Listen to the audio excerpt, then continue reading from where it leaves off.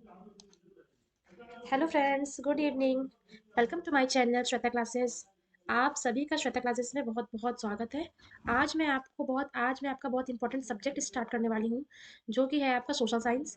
ठीक है, और सोशल साइंस का तो टॉपिक बहुत ही मतलब कि ब्रॉड है। मैं शॉर्ट नोट्स टाइप का आपको, अगर आप ये सब पढ़ लेंगे तो आपको कुछ भी, आपको अलग से कोई बुक्स पढ़ने की आवश्यकता नहीं है। ठीक है, तो आप वीडियो पर बने रहिएगा। वीडियो को लाइक शेयर सब्सक्राइब कर दीजिएगा। और आपका आज से मैं सोशल साइंस स्टार्ट कर रही हूँ। तो आइए, आपका फर्स्ट टॉपिक हम स्टार्ट करते हैं, सेलेस्टियल बॉडी। ठीक है, ये जो टॉपिक है, इस टॉपिक से ये जो सेलेस्टियल बॉडी है, गैलेक्सी है, सोलर सिस्टम वगैरह है, प्लैनेट्स के बारे में है। तो इन सब के मतलब टॉपिक से आपके ईवीएस में भी क्वेश्चन आते हैं। और आपका सोशल साइंस का ये ज्योग्राफी का पार्ट है। ठीक है बहुत ही ब्रॉड। आप लोग एक एक करके एक एक क्लास को देखेंगे तो आपको समझ में सब आ जाएगा।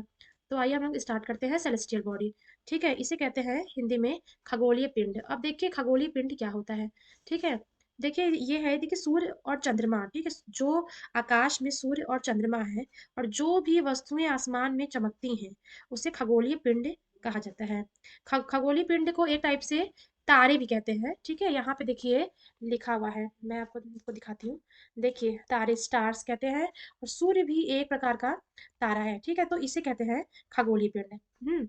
अब सेकंड में क्या लिखा हुआ है, देखिए तारों का जो बहुत सारा समूह होता है, जो समूह द्वारा बनाई गई आकृतियां होती हैं। ठीक है, जैसे अगर आप देखेंगे तो आपको स्टार पास पास कोई ना कोई फिगर टाइप का, उसमें कोई ना कोई चित्र आपको मतलब दिखाई पड़ेगा। ठीक है, और उसमें एक नक्षत्र मंडल, उसको कॉन्स्टलेशन कहते हैं। ठीक है, जो बहुत सारी आकृतियों का और एक समूह होता है, तारों का जो समूह होता है, उसे कॉन्स्टलेशन कहा जाता है। ठीक है, उसे कॉन्स्टलेशन कहा जाता है, मतलब तारों का समूह से जो विभिन्न आकृतियां बनती हैं। ठीक है, उसे कॉन्स्टलेशन कहा जाता है। अब देखिए अर्शा मेजर और बिग बियर भी इसी ये नक्षत्र मंडल का एक प्रकार है। ठीक है, ये देखिए अर्शा बियर, यहाँ पे बड़ा भालू लिखा हुआ है, ये बिग बियर है, इंग्लिश में से बिग बियर कहते हैं। तो बिग बियर भी और अर्शा मेजर भी इसी नक्षत्र मंडल का एक हिस्सा है। ठीक है, उत्तरी तारा जो होता है वो उत्तर दिशा को ही बताता है। ठीक है, अब इसमें देखिए ये पोल स्टार किसे कहते हैं, इसे कहते हैं ध्रुव तारा। ध्रुव तारा क्या होता है, जो उत्तरी तारा उत्तर दिशा को बताता है, तो इसे ध्रुव तारा कहते हैं। ठीक है, ये आपका हो गया। अब अब इसके बारे में ये भी हम लोग समझ लेते हैं कि जो खगोलीय पिंड होता है, ठीक है, उसका मतलब अपना प्रकाश और ऊर्जा नहीं होता है। जो जो भी चीजें आसमान में चमकती हैं, खगोलीय पिंड होती हैं। तो जो खगोलीय पिंड जो चमकती हैं, उनका अपना जो प्रकाश होता है, ठीक है, अपना जो ऊष्मा होता है, वो उनका नहीं होता है। वे तारों के प्रकाश से प्रकाशित होती हैं। ठीक है, वो तारों के प्रकाश से ही प्रकाशित होती हैं। तो ऐसे पिंड जो हैं वो प्लैनेट कहलाते हैं।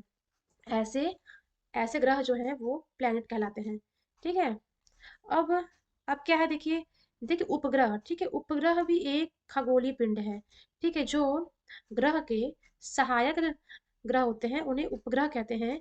और जो ग्रहों के चारों ओर घूमता है, ठीक है, जैसे ग्रह सूर्य के चारों ओर घूमते हैं।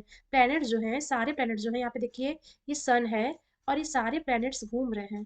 ठीक है, तो ये जो चारों ओर सूर्य के घूमते रहते हैं, इसे उपग्रह कहते हैं। जो ग्रहों के अगल बगल घूमते हैं, उन्हें उपग्रह कहते हैं, और इन्हें प्लैनेट्स कहते हैं।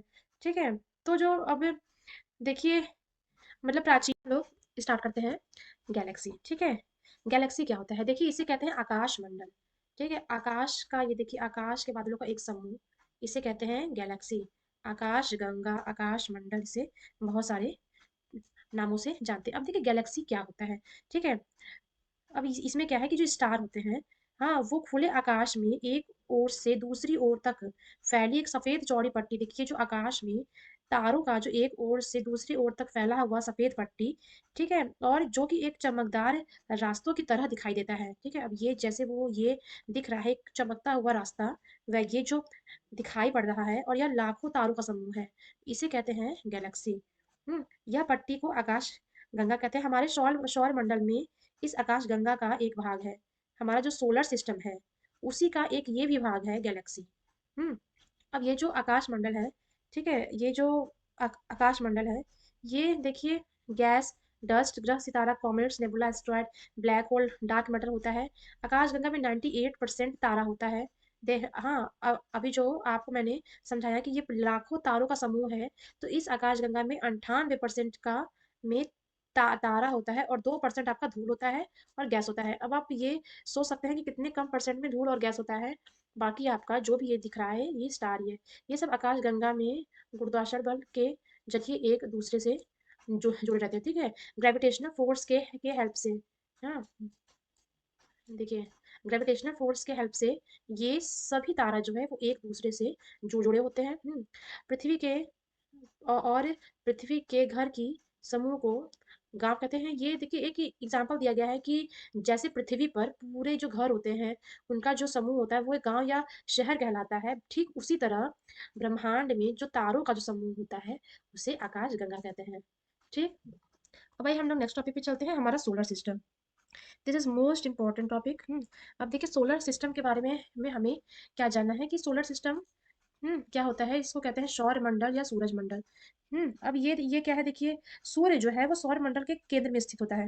ये देखिए सबसे पहले ये हम लोग देख लेते हैं कि सूर्य जो है वो 8 ग्रह, उपग्रह और कुछ अन्य खगोलीय पिंड जैसे क्षुद्र ग्रह और उल्का पिंड मिलकर सौर मंडल का निर्माण करते हैं, ठीक है। ये सोलर सिस्टम क्या होता है, सोलर सिस्टम एक सन होता है, बाकी सारे प्लैनेट्स होते हैं, ठीक है, खगोलीय पिंड होता है, क्षुद्र ग्रह होते हैं, मेट्रॉयड एस्ट्रॉयड सब होते हैं।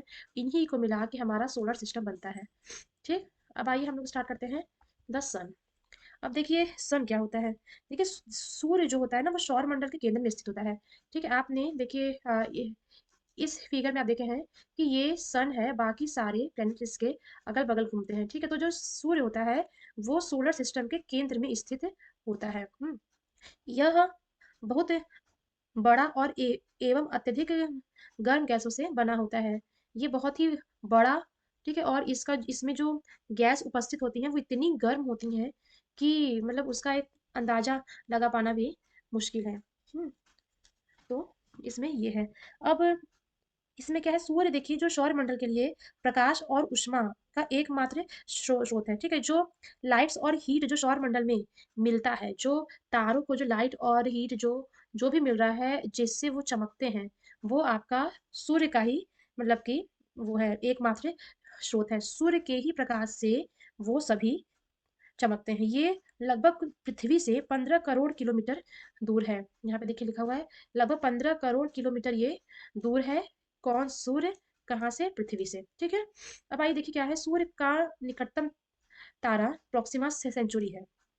जो प्रोक्सिमा सेंचुरी है वो सूर्य के सबसे निकट रहता है। एक तारा है इसका नाम प्रोक्सिमा सेंचुरी है जो कि सूर्य के बिल्कुल पास वो रहता है। अब देखिए प्रकाश की जो गति है लगभग 3 लाख किलोमीटर प्रति सेकंड है।